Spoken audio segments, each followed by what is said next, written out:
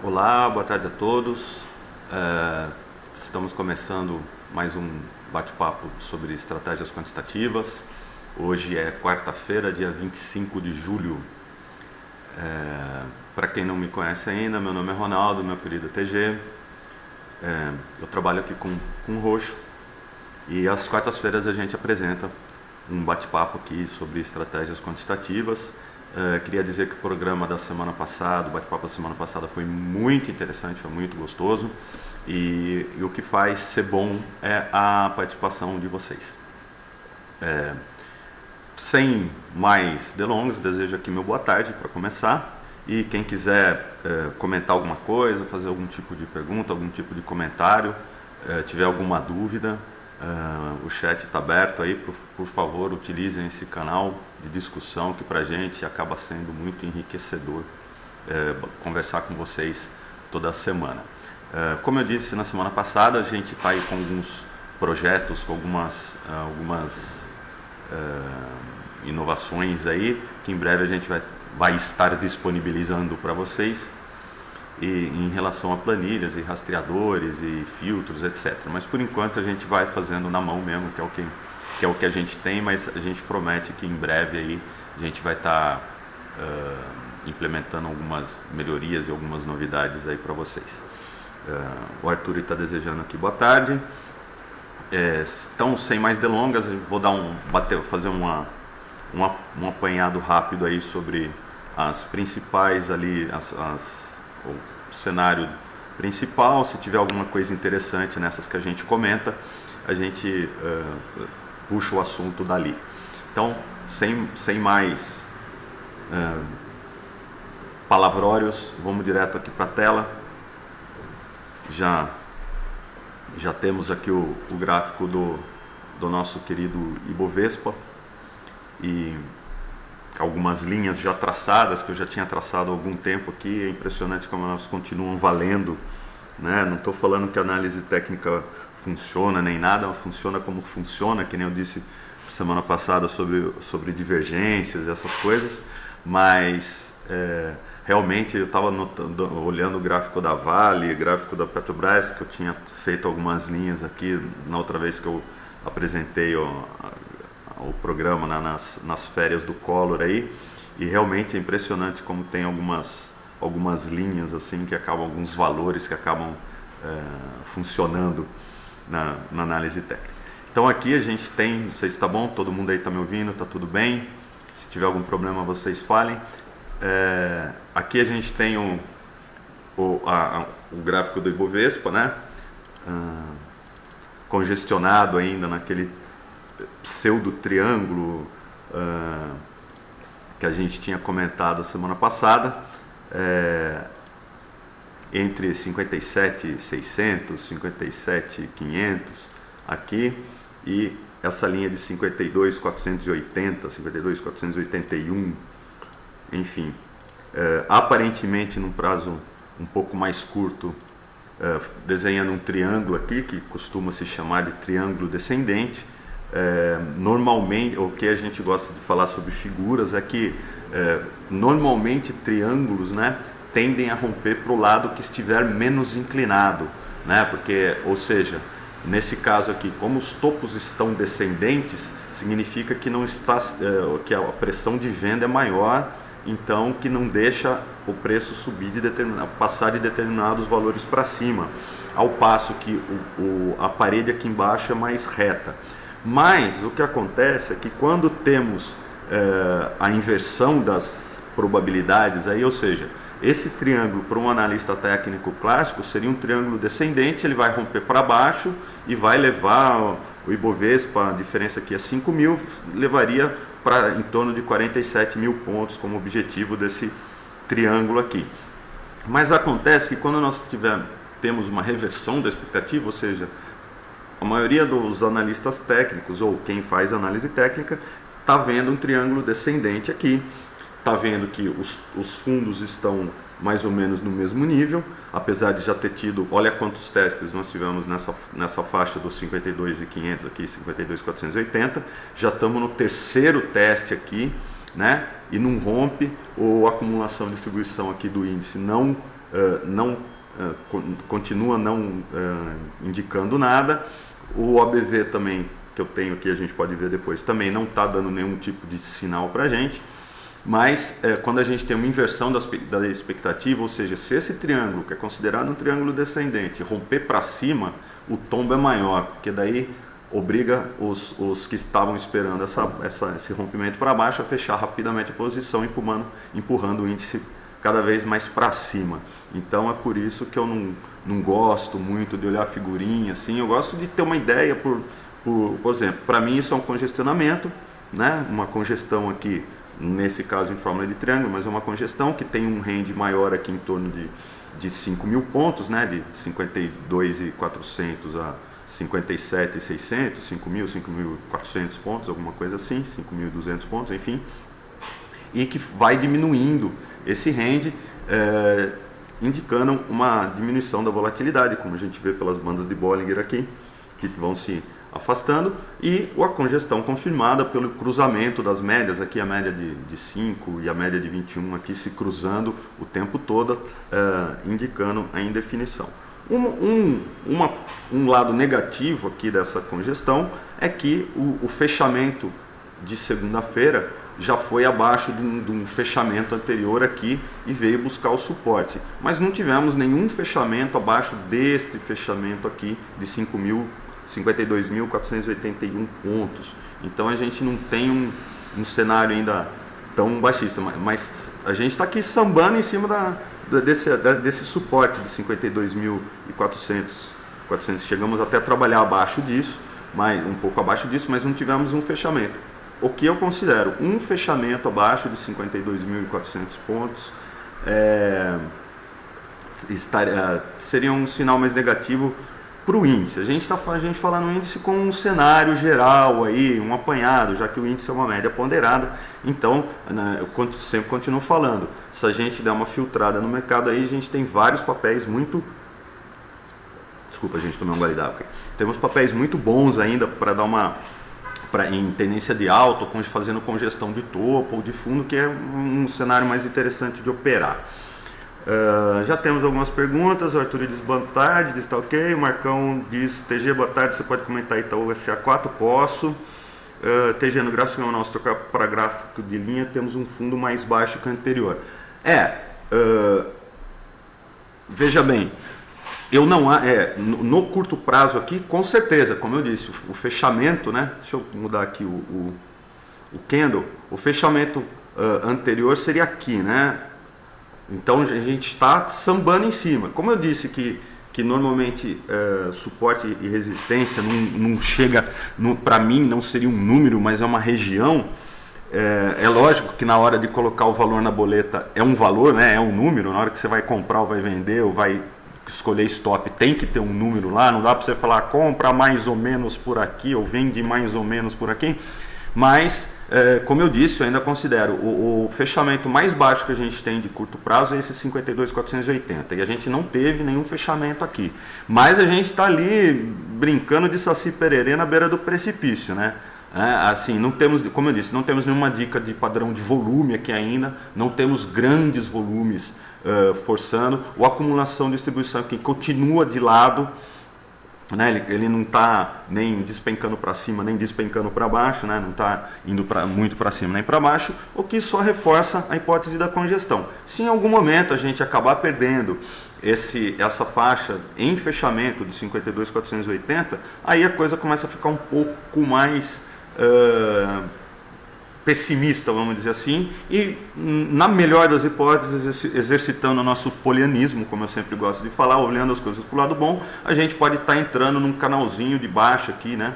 Entrando fazendo essa linha aqui que está desenhando o triângulo, vir um pouquinho mais para baixo, mas no caso, quem aposta no retorno à média estaria comprando aqui, porque aqui é um suporte, e quem aposta no rompimento já está salivando aqui na hora que perdesse essa região aqui, entrar na venda. Mas como aqui, no caso é o Ibovespa, dá para a gente ver pelo mini índice depois mais alguma coisa.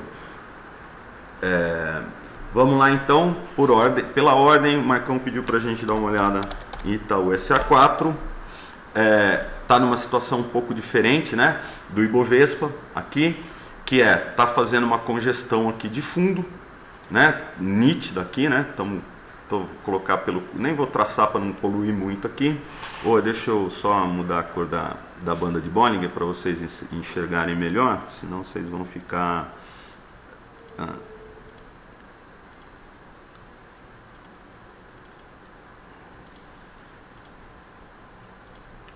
Pronto, acho que agora fica melhor.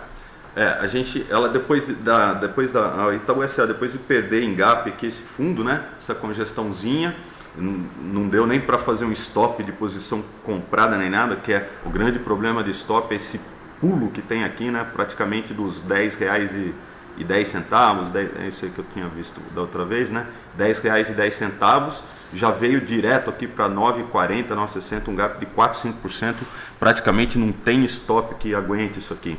Mas, de uma maneira geral, ela congestionou aqui em torno de 9,10, 9,15, né, chegou até a ter um rompimentozinho aqui, vamos ver um volume um pouco acima da média, mas aparentemente fazendo aquela famosa congestão de fundo, né?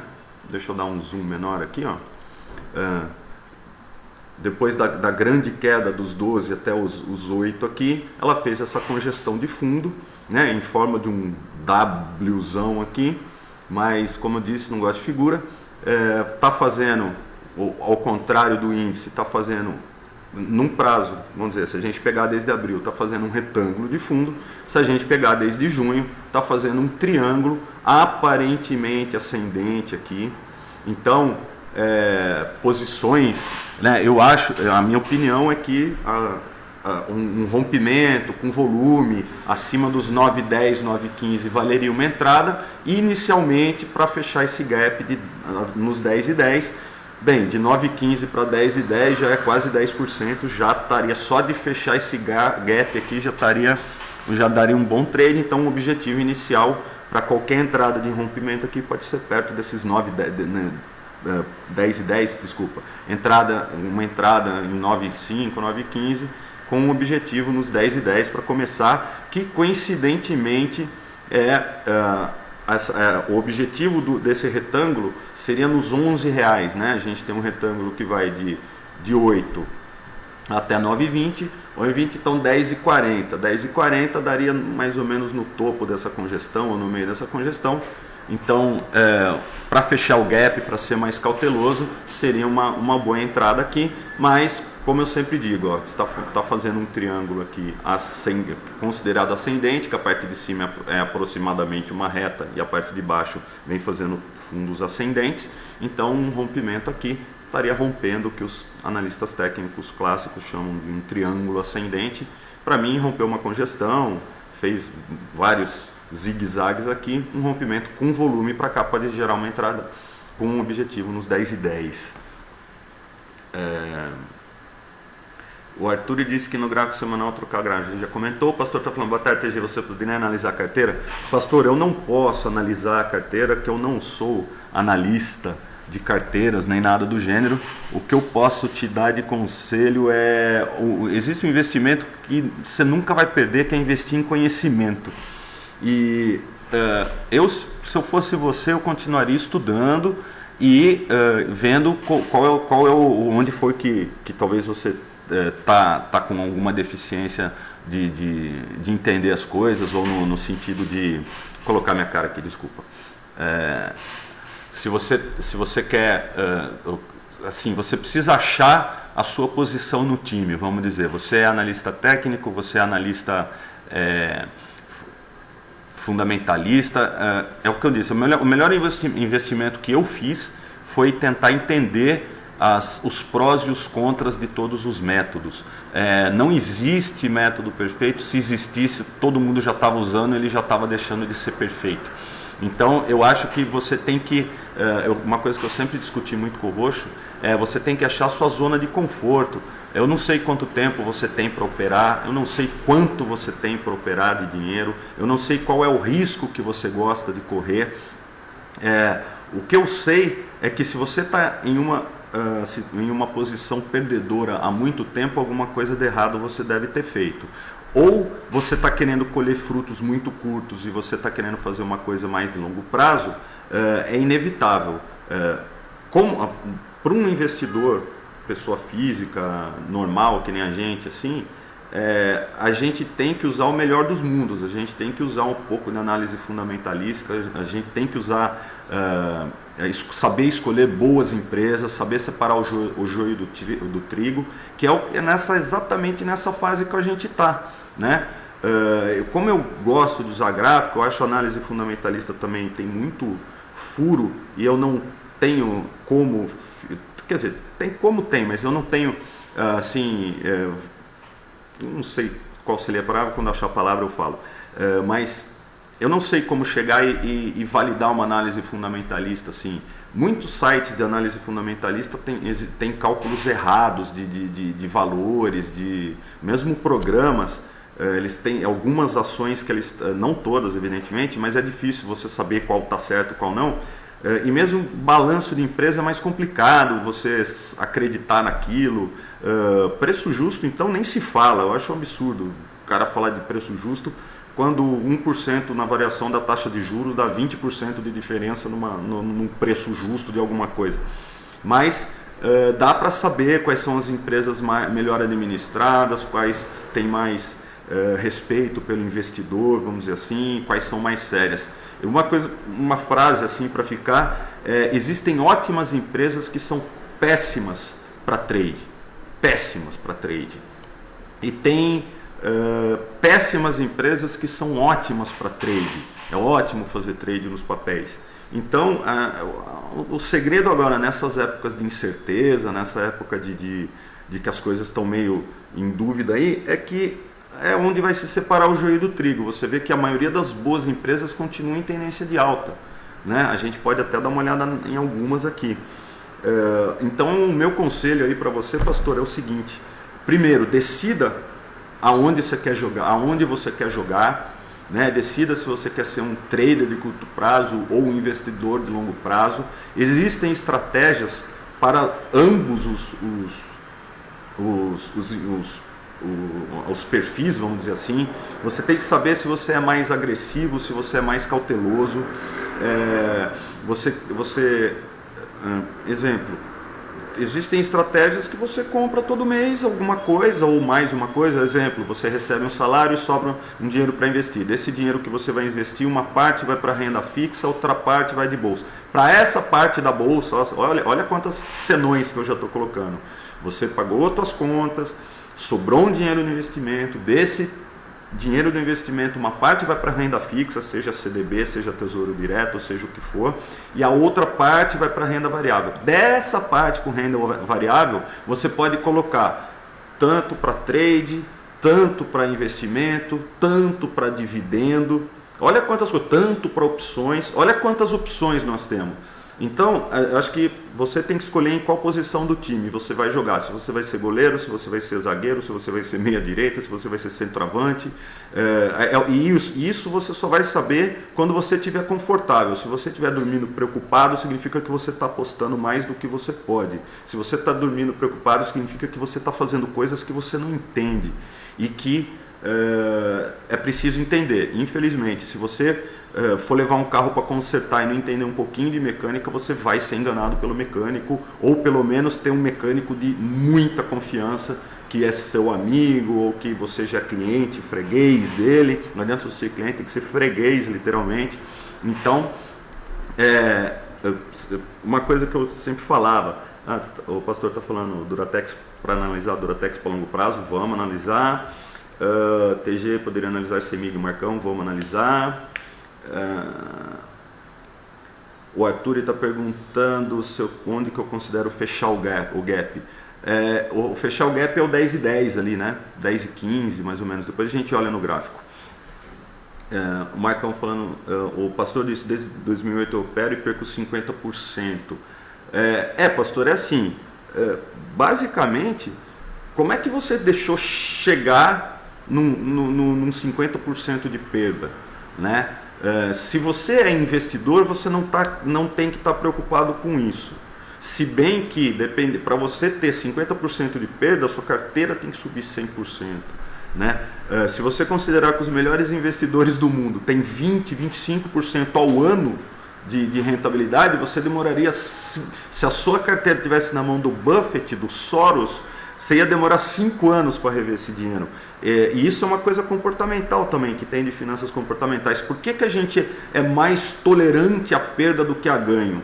Né? Isso também é uma área legal para se ler. Tem um livro do Aquiles Mosca, chama Finanças Comportamentais. Não fala nada sobre trade, só fala sobre o sentimento de ganho e perda, ou por que a gente tem esse sentimento. Também é muito importante. Então, o meu conselho para você, pastor, estude, cara, pergunte, participa dos nossos fóruns, participa dos nossos chats, não tenha vergonha, a pergunta burra é aquela que não é feita. Escreve pra gente, escreve pro Roxo, a gente tem o maior prazer em ajudar aí, discutindo, mas é muito difícil, né, a gente tomar uma posição no sentido de eu já fiz e agora o que eu faço? O que eu posso falar para você? Sim, primeiro, faça um plano, assume isso daí, vamos dizer, isso aí você praticamente já perdeu, não tem como. Então, veja papel por papel, setor por setor. Se você gosta de tal setor ou de tal papel, tente trocar os papéis por papéis que estão mais fortes. Tenta fazer a estratégia de long que o Roxo mostra no chat de long and short, que seria, você escolhe um papel, por exemplo, da área de elétrica, pega CEMIG e CESP, ou pega CEMIG e CPFL, ou CEMIG e Eletropaulo, e vai fazendo long short, vai fazendo troca com eles, né? Ou seja, a diferença, você opera o ratio entre eles e você vai trocando os papéis. Você não precisa vender nada, você só vai invertendo os papéis. Essa é uma operação que faz sentido, que é muito legal. Outra operação que faz sentido é começar a trabalhar com opções, fazendo lançamento coberto ou taxa.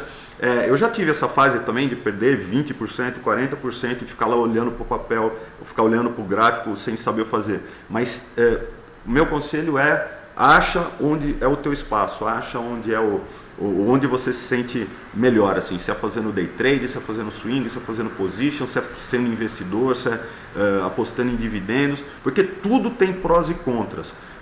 Todas as estratégias, não existe, como eu disse, não existe estratégia perfeita. Todas as estratégias têm prós e contras, seja no tempo que você vai despender, seja no risco que você vai correr, seja nos objetivos que você vai ter. Então a gente pode até tentar ajudar no sentido de, se você é day trade, você vai correr um risco de 1% para ganhar 1%, então existem comportamentos que você tem que ter em relação a isso. Se você é um swing trade, você vai querer de 3 a 5% em cada trade, com stop em 5%, às vezes um pouco mais.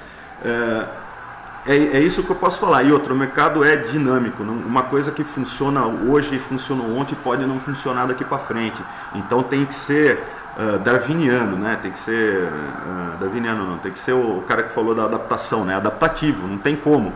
Todo e qualquer setup, estratégia que você tenha tem que se adaptar. Uma coisa que funciona numa época de baixa volatilidade tende a não funcionar numa época de alta volatilidade. A volatilidade aumenta rápido e cai devagar. Então tem coisas que são... existem verdades no mercado. Essa história da volatilidade é assim. Se bem que a gente teve um período que o mercado estava em queda e a volatilidade não estava aumentando, porque caiu devagar e não caiu tão rápido assim. Então é bom... meu conselho, pastor,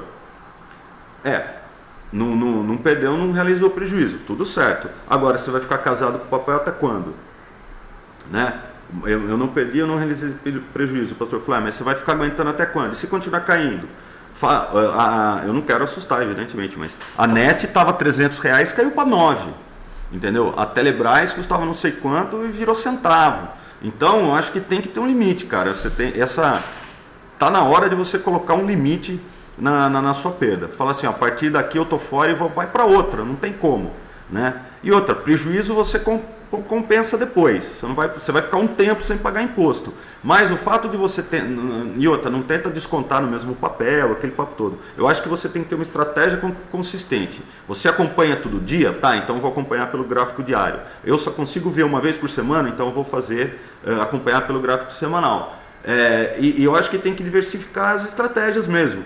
Tem uma parte que é investimento de longo prazo, aí você vai ter que escolher boas empresas para o seu perfil. Né? E não adianta eu falar para você quais são os melhores, não adianta falar qual eu acho vai pagar mais dividendo, porque as que pagavam mais dividendo ano passado não são as mesmas desse ano. Aí você tem que ir atrás das divulgações das empresas. A empresa prevê pagar, prevê, mas também pode não pagar. Então é isso. Bem, a gente já falou demais aqui com o pastor. Vamos lá, o Arthur perguntou qual é o autor do livro que você falou. O livro chama Finanças Comportamentais, é da coleção da Expo Money e o autor é o Aquiles Mosca. O Mosca tem 2 livros, os 2 livros são muito legais, mas fala só de finança comportamental, fala porque esse sentimento de ganho e perda, por que a gente tem esse sentimento para ganhos e sentimento para perdas. É mais ou menos, é um livro bem fininho, fácil de ler, fala algumas coisas interessantes. Outro livro que eu recomendo muito, que também não tem nada a ver com trade, é A Lógica do Cisne Negro, do Nassim Taleb. Ele fala também algumas coisas de finanças comportamentais também muito interessantes, que é exatamente isso de estar fazendo coisas que não entende, que nem aconteceu com o pastor aí, que ele está aí meio inseguro, que é isso. E os 2 falam a mesma coisa que eu estou falando para vocês, que é um dos poucos investimentos que não tem como você perder, é o investimento em conhecimento. Você investir em saber mais as coisas, entender como as coisas funcionam. E outra, a gente está sempre correndo risco. A partir do momento que você pôs o dinheiro na bolsa, você está correndo risco. O home broker parar, a bolsa cair, é sempre um risco, não tem. Se você não consegue conviver com esse risco, saia da bolsa e vá para a renda fixa, compre um tesouro direto. Esse é um risco que sempre ocorre. Né? Então a gente sempre tem que estar equilibrando. E outra, o que eu falei no começo, você tem uma parte na renda fixa, tem uma parte na bolsa, te garante que na média, né, fazer o esquema do balanceamento que o Roxo faz, que você tem uma porcentagem na bolsa e uma porcentagem na renda fixa. Quando a bolsa sobe muito, você vende a bolsa e compra a renda fixa de modo que fique numa porcentagem, exemplo, meio a meio, mas pode ser 70-30, 40-60, de modo que você fique no mesmo patamar. Né? Se a bolsa cai muito, você vende renda fixa e compra a bolsa e traz para meio a meio de novo. Agora, quais são os parâmetros? Primeiro, é meio a meio? Pode ser 70-30, 60-40. Segundo, de quando em quando eu vou fazer esse rebalanceamento? Toda semana, todo mês, a cada 3 meses, 6 meses? Então as coisas são... De novo, não existe estratégia. Existem as coisas que estão aí e cada um escolhe o que é melhor para você, mais confortável. Tem que achar a posição no time. Não adianta você colocar um centroavante craque para ele jogar de zagueiro ou jogar de meio volante, que não vai ter a mesma performance, a não ser os craques, evidentemente. Então. Mas enfim, o que eu aconselho é isso, é você operar confortavelmente, você falar, achei agora o meu buraquinho aqui, vamos dizer, e estou mais tranquilo sobre isso. O pastor está falando para mim 80% em renda fixa e 20% em ações. É por aí. O Cavoc falou assim, TG, não sei se é o assunto que ficou com você hoje, mas ao invés de lançamento coberto com trava, qual seria o incentivo que envolve put que se pode fazer para rentabilizar a carteira? Faça essa pergunta para o Roxo amanhã. As puts estão começando a ter liquidez, eu estou acompanhando o chat de opções com vocês também. Eu estou vendo que tem um pessoal fazendo estratégia com put. É o seguinte, basicamente, de novo, eu gosto de separar as estratégias em rompimento e retorno à média. É simples, se você está esperando um rompimento, você teria que, um rompimento para cima, você compra a primeira, a segunda fora do dinheiro, ou no dinheiro para cima, vamos dizer. E com put é a mesma coisa, se você estiver esperando rompimento, você compra no dinheiro para baixo, né? no dinheiro para cima, por quê? Você está apostando no rompimento. Se você está apostando no retorno à média, você tem que comprar as que estão mais dentro do dinheiro, que elas vão acompanhar mais o papel, certo? Que vai subir devagar, então a subida dela acompanhando o papel compensa a perda pelo tempo. Então, eu acho que é a mesma estratégia, só que é o contrário, que é para put. Né? Cavoc, pergunta para o Roxo amanhã. Eu acho, normalmente... Quando você fala rentabilizar a carteira com opções, você está querendo alavancar, né? Porque se você estivesse falando qual que é a estratégia com put para proteger a carteira, aí é como fazer um lançamento coberto, ou fazer uma trava, que se cair você se protege, o que você pede no papel a trava te dá um pouco, enfim. Essa é a proteção. Rentabilizar a carteira, você está falando em alavancagem. Aí é outro papo, certo? Então, acho que é isso, Cavoque. Pergunta para o Roxo amanhã, acho que ele vai te falar melhor, mas eu acho que a ideia é mais ou menos essa, você pegou. Vamos lá. Tá aqui. Deixa eu ver. O Pastor pediu Duratex. O Marcão pediu Semig, né? Deixa eu ver. Semig. Vamos lá. Então, primeiro para o Marcão, Semig. Rapidinho, a gente tinha comentado na semana passada. Vamos dar um zoom aqui.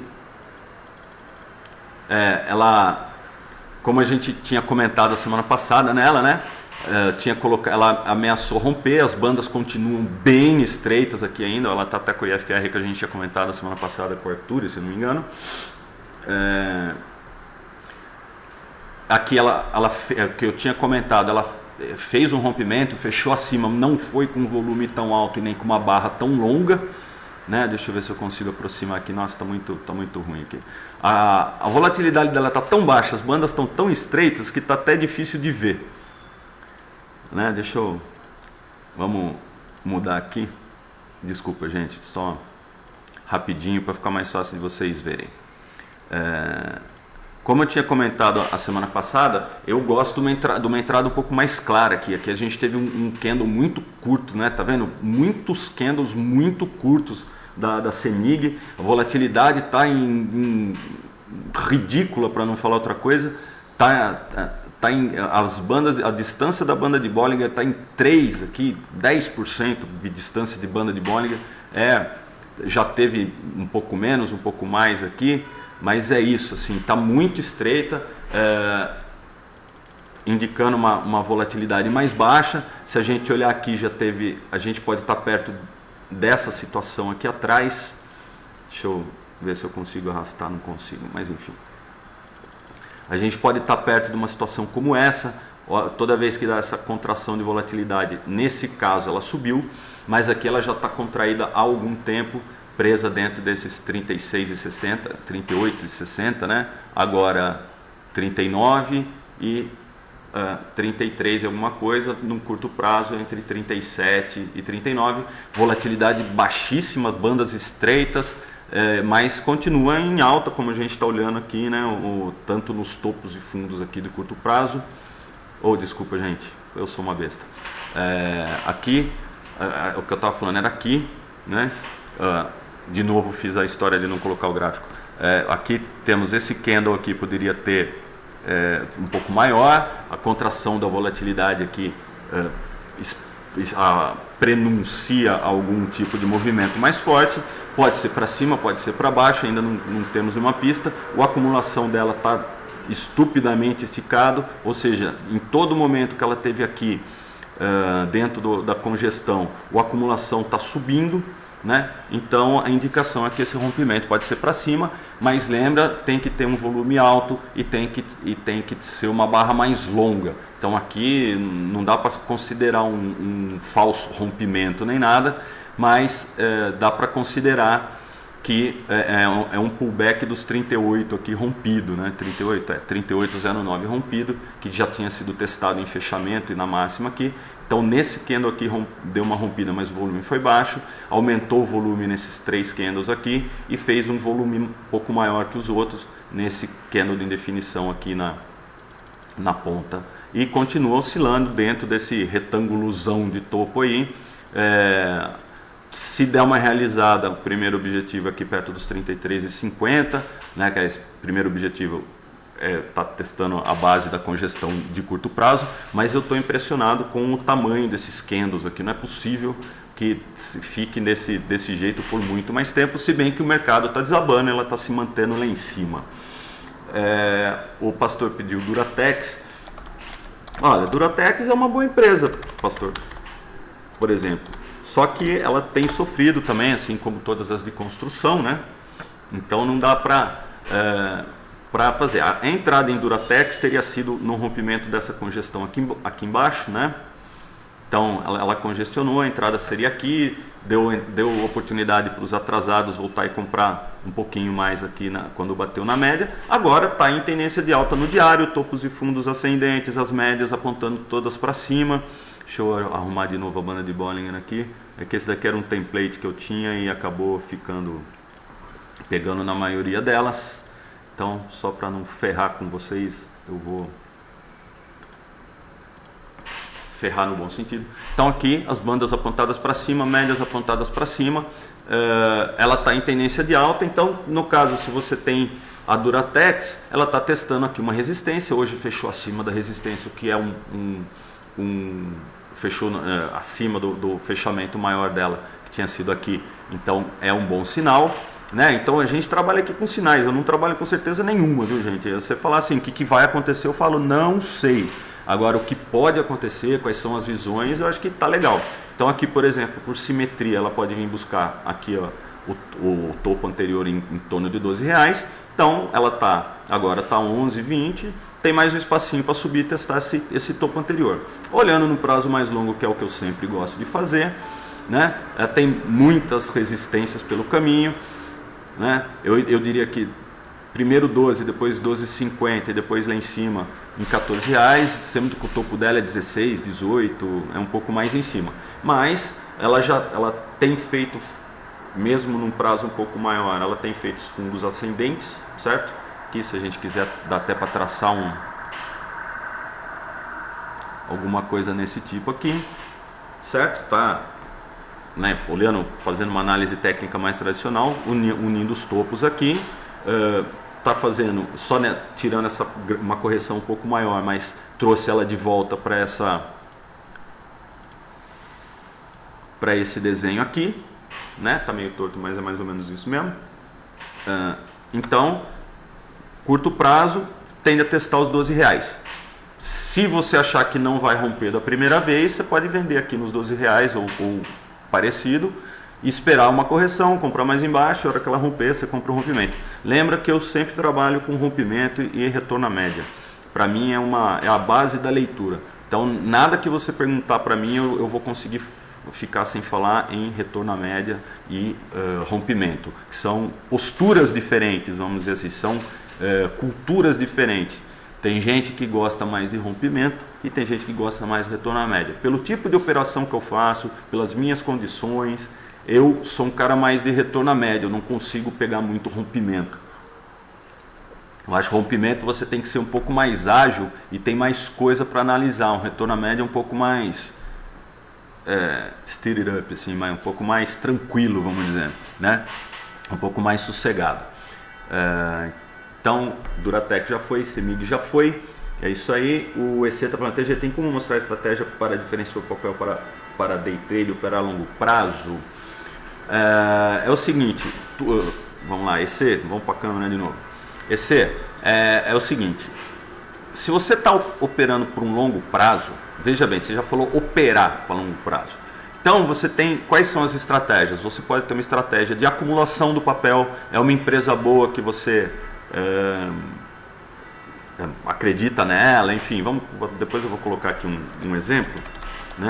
Você tem uma empresa boa, que você acredita naquele papel e você quer acumular aquele papel, é simples, é só você pegar algum tipo de duas uma. Ou você compra todo mês, quando o dinheiro sobra, é uma estratégia. O que garante que você vai estar comprando sempre no preço à vista ali, então você não tem que fazer estratégia nenhuma, não tem. A segunda você vai comprar sempre que atingir determinada faixa de preço, né? Que seja uma média, que seja, sei lá, uma média de longo prazo, ou se aproximar de da banda de Bollinger de baixo e estiver em ascensão, enfim. Tem várias, isso seria estratégia de longo prazo, então já estou falando, você tem que fazer uma filtragem das empresas, né? E mesmo na análise fundamentalista, que eu já expliquei, não, a gente já conversou sobre isso num outro chat aqui, que mesmo na análise fundamentalista existem rompimentos e retorno à média. Então, quando o Buffett compra empresas boas a centavos, que nem ele comprou o Citibank quando caiu a $1, ou quando comprou a GM quando caiu $1, ele está apostando em boas empresas que estão baratas. Então ele está apostando no retorno à média, ele está apostando na distorção do mercado, na fase paranoica do mercado, que é exagerar na queda, e ele vai voltar para a média. É isso que o Buffett faz. Ele pega empresas que estão subvalorizadas ou estão em crises, mas que são boas empresas, e compra na liquidação. Isso é o Buffett. O Soros é aquele cara que é mais agressivo, ele é mais ativo. É o cara que aposta contra a Libra, é o cara que bate de frente com algumas empresas. Não que ele não faça análise fundamentalista também, ele é fundamentalista e ele fala, essa empresa está sendo mal administrada, eu vou apostar contra ela, só que ele é mais proativo. Então é o cara do rompimento. Então veja bem como eu disse que a diferença do rompimento e do retorno à média é uma questão de postura. A partir do momento que você decide se você é um cara do rompimento ou do retorno à média, se abre um leque de estratégias para você, né? Então vamos dizer, o EC está perguntando aqui, TG tem como mostrar a estratégia para diferenciar o papel para operar day trade e operar a longo prazo. Então vamos lá, diferenciar. Para operar day trade, o papel tem que ter liquidez. Para operar day trade, o papel tem que ter volatilidade. Para operar day trade, o papel tem que ter volume, tem que ter número de negócios. Para operar day trade, primeiro porque você vai operar day trade, não vai operar day trade com R$1.000. Você tem que operar day trade com uma quantia razoável para valer a pena o tempo que você vai ficar perdendo ali, entre aspas. Você vai ter que acompanhar o mercado, você tem que ter reações mais rápidas, você tem que ter uma corretora com ferramentas boas e rápidas, porque cada segundo, você olhou para a tela, se você pegar uma corretora de banco, que você tem que entrar na página, fazer login na conta, abrir a página da corretora, digitar o e-token, fazer a boletim, já foi, você não consegue fazer day trade assim, a não ser que você já entre antes do pregão abrir e coloca, eu vou comprar aqui, vender aqui, você já fez uma análise e tal. Então você tem que ter ferramentas, mas mesmo no day trade você tem rompimento e retorno à média. A gente pode até falar sobre estratégias de day trade, eu tinha prometido para a Lin falar aqui, né? Para fazer sobre estratégias de mini, a gente pode fazer sobre day trade, alguma coisa mais geral, né? Mais para frente. E para longo prazo você tem que fazer análise fundamentalista de boas empresas, e mesmo boas empresas passam por momentos ruins, então você tem que ter... o que a gente defende aqui, as nossas premissas aqui, que a gente conversa bastante, o Roxo, é o seguinte: primeiro, você tem que ter um sistema, você tem que ter um cenário que você gosta de operar, você tem que saber se você é o cara do retorno à média do rompimento, se você é um cara que gosta de operar small caps ou só empresas mais líquidas, você tem que saber, mas basicamente você tem que ter isso, seja fundamentalista, seja para investimentos, você tem que ter um ponto de entrada e um ponto de saída, seja no objetivo ou no stop, tem que ter um stop gain, tem que ter um stop loss, e tem que trabalhar com múltiplos lotes. Você tem que cada professor, cada analista chama de um jeito. Um chama piramidar posições, outro chama entrar aos poucos e sair aos poucos, outro chama realização parcial. Isso é o que vai te garantir a tranquilidade psicológica e a consistência do seu trade, né? Você tem que entrar, não entra com a sola. Entra meio a meio, divide em 3. Se você está em dúvida, divide em 3. Se você não está tão em dúvida assim, divide em 2. Né? E se você vai comprar um retorno à média, você compra uma parte no fechamento, uma parte no rompimento da máxima, com objetivo na média de 21. Olha, e stop na mínima. Isso daí é um sistema. Se você compra rompimento, você vai comprar metade no exato momento que rompeu um valor, mais metade no fechamento, se for uma barra de força, com stop na mínima da barra. E o objetivo da figura ou da congestão botado para cima, ou uma porcentagem da volatilidade. Esse é outro conselho que eu dou. Sempre no seu sistema use a volatilidade para balizar. Se a volatilidade estiver baixa, não adianta você querer objetivos de 20% em 2 dias, 3 dias, não vai ter. Então usa, sei lá, a gente costuma falar de 10 a 20% da volatilidade, depende do papel, da liquidez, e tanto para stop, o stop inicial, como para objetivo. Então você deixa o stop uma folguinha, aqueles 3 centavos que todo mundo fala abaixo, deixa uma porcentagem da volatilidade se você acredita naquele trade. Se você não acredita naquele trade, está muito em dúvida, coloca na mínima e vamos embora. E na condução do trade também.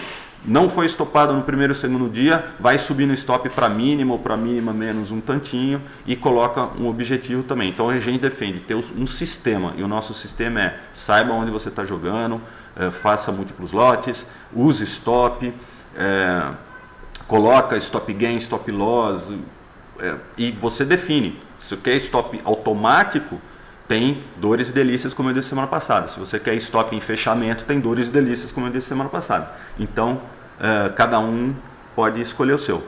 E qualquer dúvida, escreve aqui pra gente, a gente ajuda.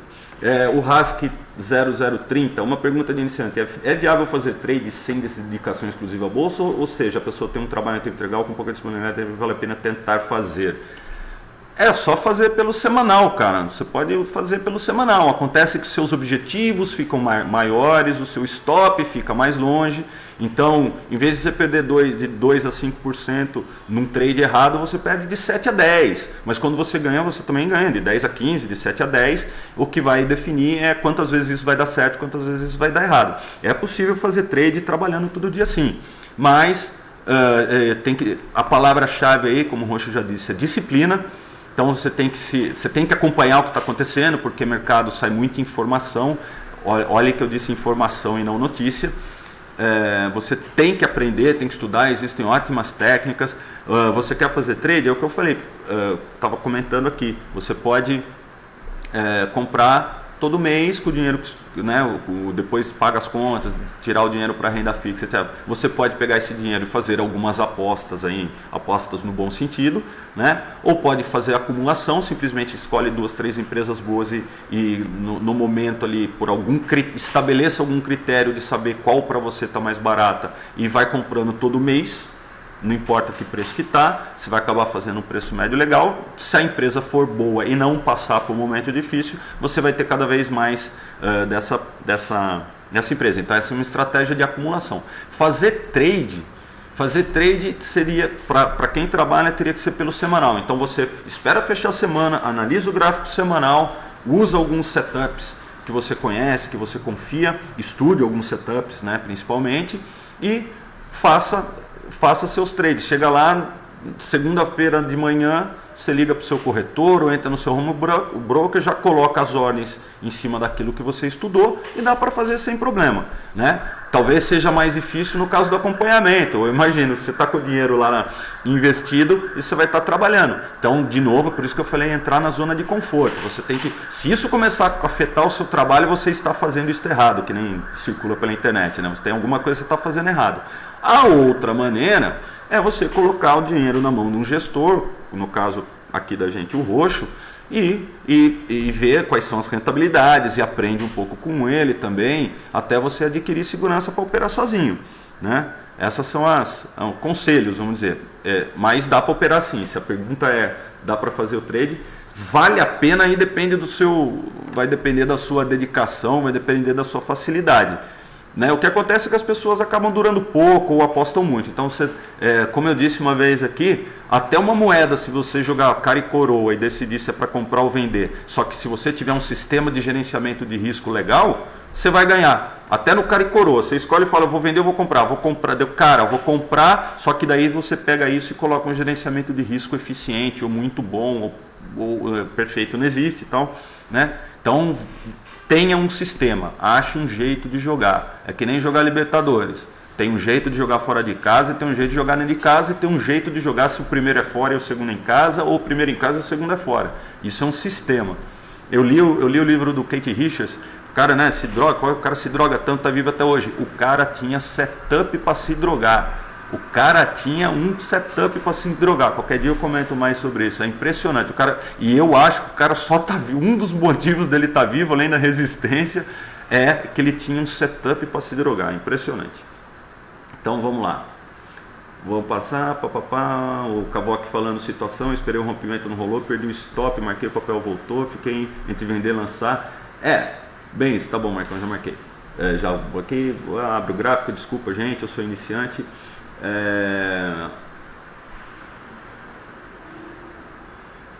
Prolongo, vale a pena entrar ainda com alvo. Marcão, TG com MR Tomás, você acredita em um repique da Vale? É o seguinte, Marcão, deixa eu dar uma olhada assim. Eu acho que aparentemente sim, né? Vamos colocar aqui a Vale, já que ele perguntou aqui. Vamos lá.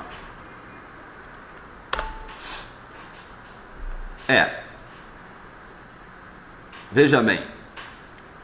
Ela tá na mínima. Ela tá igual o fundo anterior aqui. Nossa, meu, quanto rabisco. Deixa eu mudar aqui o template, gente. Desculpa. Aplicar template.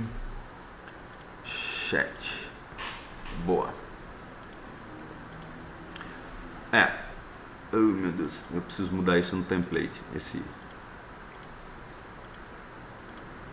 Essa banda de Bollinger aqui. Vocês me desculpem, pessoal. Mais uns 5 anos eu pego amanhã. Eu sou muito novo, hein? Mas vamos lá. Aqui nós temos a Vale. O que aconteceu? Depois da Vale perder o famoso ombrinho aqui, perdendo em gap ainda, ela já fez essa parte aqui, ela já fez um candle fora da banda de Bollinger. Por que não teria dado uma entrada aqui, ou por que não gerou uma entrada aqui? É porque o volume foi baixo, né? Poderia ter entrado, vamos lá, então vamos brincar. Entramos aqui, stop na mínima, no dia seguinte a gente foi estopado. Outra entrada de swing aqui, fechamento, ela fechou 35,17, 35,15 aqui, a banda estava em 36,50, quase 1,50 em 30, né? Daria 5% abaixo da banda, seria outra entrada aqui. Aqui a gente teria sido estopado e aqui teria entrado, que nem eu mostrei do Bradesco outra vez para vocês, né? Aqui teria sido outra entrada, aqui teria entrado com 1/3 da posição, teria sido estopado aqui, entraria com 1/3 da posição, teria sido estopado no dia seguinte, hoje a única entrada que a gente teria, ela perdeu em fechamento aqui, né? Que o fechamento anterior seria os 34,80 e hoje ela estava, nossa, hoje ela estava tão bonita e degringolou de vez. Deixa eu dar uma olhada aqui, desculpa gente. Ela tava fazendo um candle mais bonito e no fechamento ela perdeu aqui todos os suportes, inclusive em fechamento o suporte anterior aqui dela era essa mínima, né? Em 34,50 e ela já fechou hoje 34,44. E isso e com volumes muito grandes, né, com volumes bem acima da média. Isso é como diria, uma expectativa muito ruim, né? Que ela perdeu o fundo anterior, perdeu em fechamento, né?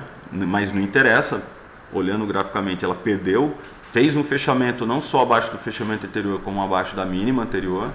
Ela eu tava acompanhando ela até antes do fechamento. Ela estava ameaçando fazer um candlezinho um pouquinho mais bonitinho que esse, mas a dúvida aqui esses dois candles com volume alto significa que já é o final dessa tendência de curto prazo de queda aqui, né? Que ela veio dos 39 para 34 em 4 dias. Ou esse rompimento aqui significa que vai continuar caindo. Bem, o que eu posso dizer está bem longe da média, né? Apesar da média já ter virado para baixo aqui. A média hoje está em 37,92 ou 38, vai para resumir. E o preço está em 34, então está dando mais de 10%. A Vale não costuma se distanciar tanto da média de 21. Aqui a gente tem 39,20 para 34 e tivemos uma reversãozinha um pouco mais fraca aqui. Eu diria que ela está testando aqui esse suporte, apesar de em fechamento ela ter perdido. Então amanhã, para quem quiser entrar arriscado, entrar para o LFR baixo, beleza, entra com 1/3 aqui, stop na mínima, um pouco abaixo da mínima. Isso é uma estratégia de retorno à média. Eu gostaria de ter visto um candle aqui, ou uma entrada um pouco mais clara de retorno à média aqui. Estava fazendo um candle, eu comentei hoje à tarde aqui com o Márcio, que estava aqui à tarde com a gente, que estava fazendo um candlezinho bonito, e eu comentei que se fechasse mais próximo da abertura, né? A abertura foi foi 35,48, isso? Tá certo esses valores, gente?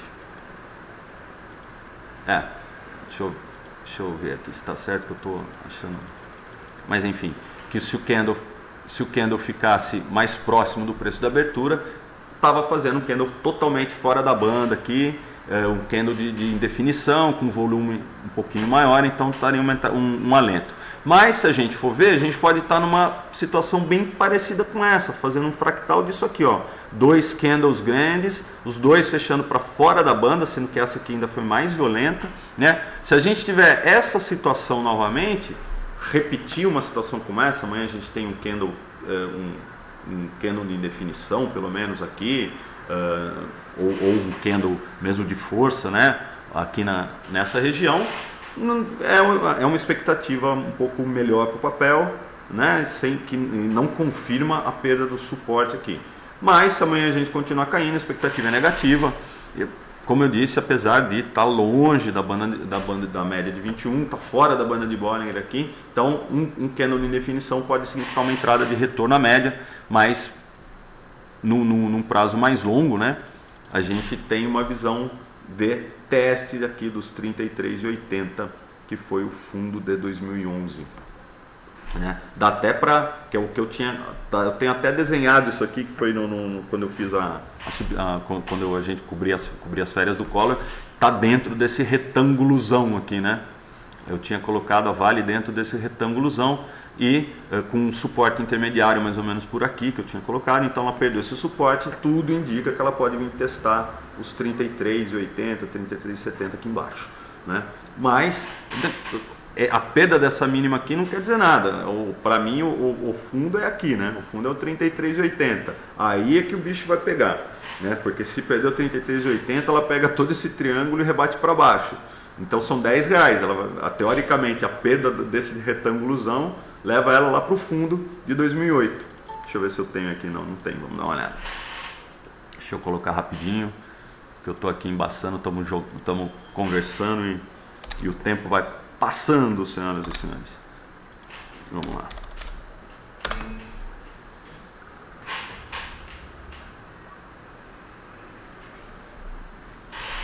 Pronto, a gente colocou aqui.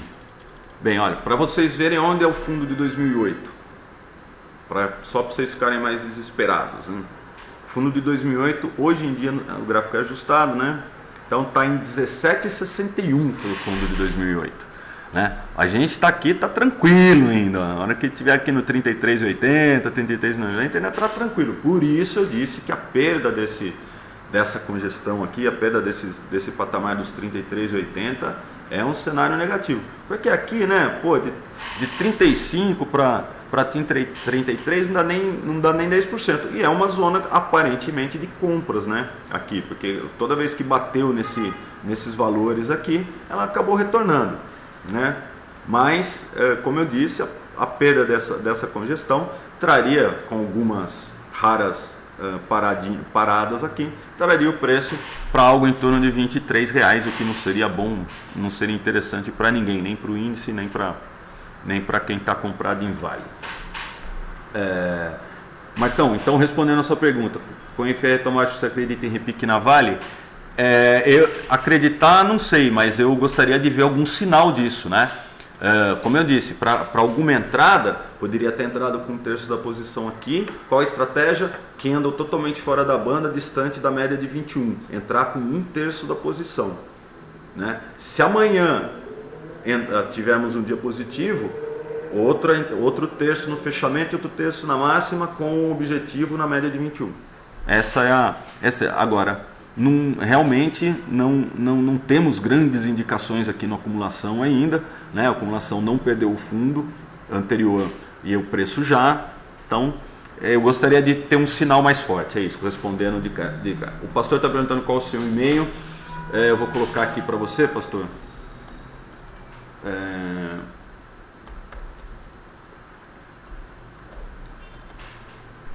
tgkrausrocks.com.br.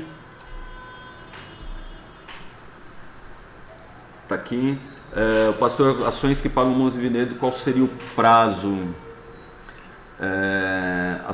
Então, o prazo dos dividendos é esse ano, né? porque ela pode pagar bom dividendo esse ano e não pagar um bom dividendo ano que vem. A Eternit é uma que paga bastante em dividendos, teve problemas, como eu disse, não basta só pagar bons dividendos, tem que estar numa época boa, a empresa tem que estar, que nem as elétricas aí sempre foram boas pagadoras de dividendo, de repente a Eletropaulo está correndo o risco de uma revisão tarifária, já disse que não vai pagar tão bons dividendos assim. Então, também, como eu disse, a situação tem que estar. A matéria pode te interessar, Amarelo que o Cavoque já tinha colocado isso, porque tudo é presumido, entendeu? Não tem essa assim, nós vamos pagar tanto, porque a primeira empresa que falar nós vamos pagar mais que o CDI, vai todo mundo querer comprar quando se souber quando ela vai pagar. Então a agenda de dividendos também não é tão clara assim. É bom tomar cuidado com o que se encontra na internet, como eu disse, está cheio de site de análise fundamentalista aí que tem conta errada. Então é bom tem que pesquisar e temos que investir em conhecimento, não tem como. O Arthur está falando, fechou em 35,12, esse valor é no after, tá certo gente, desculpa. Acontece também, então deixa eu ver se eu tenho aqui, eu vou colocar um profit aqui, não ganho nada, mas é só para ver. Então, como vocês estão vendo aqui, olha como eu disse, esse candle aqui é um candle um pouco mais bonito do que aquele lá, né? Então, tá valendo, fechamento aqui, um martelinho. Eu gostaria que fosse um pouco mais próximo da abertura em 35,48. Eu gostaria de ter visto o fechamento um pouco mais próximo do 35,48, mas continua valendo, né? Olhando só no diário, esse candle aqui, né? Esse candle aqui é um candle bonitinho, já menos feio que aquele outro. Então, pode ser uma estratégia. Rompimento desse candle amanhã geraria uma outra entrada, né? Então, mas como a gente viu, after não quer dizer nada, né? Enfim. Então, a gente pode dizer que essa região não foi perdida em fechamento, só foi testada, a região dos 34,80, né? Os 34,80 foram perdidos só no intraday, foi testado e não foi perdido, que é um sinal um pouco mais positivo do que esse que a gente viu ali, né? Então poderia ter comprado um terço da posição aí, eu já teria comprado um terço e sido estopado umas 2, 3 vezes aqui, se fosse pelo meu método, mas enfim, é assim mesmo, né? As médias começaram a apontar para baixo, mas aqui é um teste de um suporte, fechou com algo parecido com um martelinho, se bem que tem uma sombra anterior.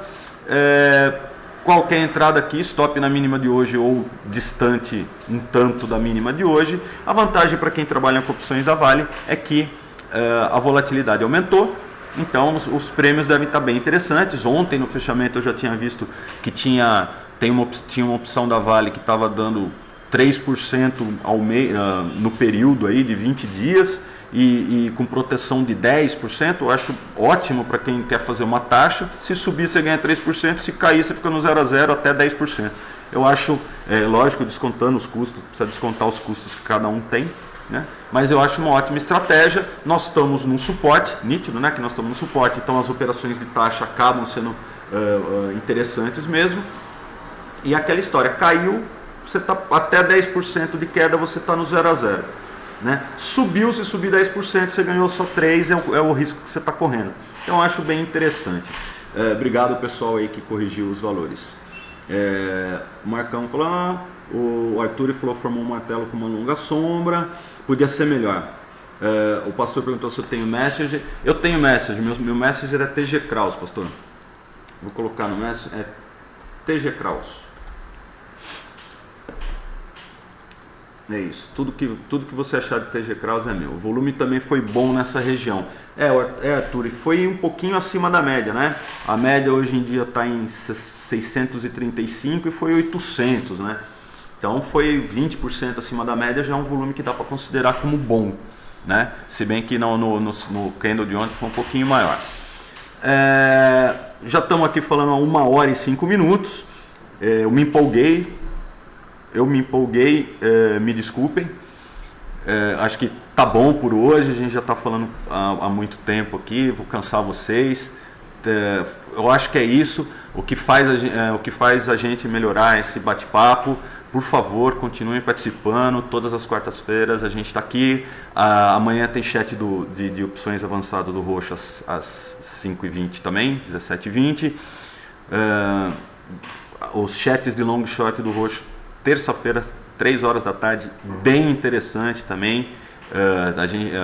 Ele está montando algumas operações de acompanhamento, então a gente está, só didaticamente falando, é uma operação muito legal de fazer nesses tempos mais difíceis. Como eu disse aqui, tem aquela operação que é long, você ficar só trocando de papel, seja do mesmo setor, ou seja controlado com controladora, seja ON com PN, é uma coisa que faz muito sentido, é bem interessante também.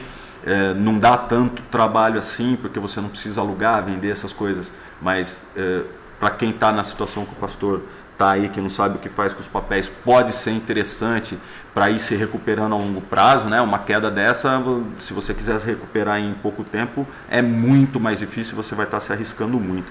Então, as coisas na bolsa são um pouco mais devagar. Quebra rápido aquele que quer ficar rico rápido. Tem que ser consistente.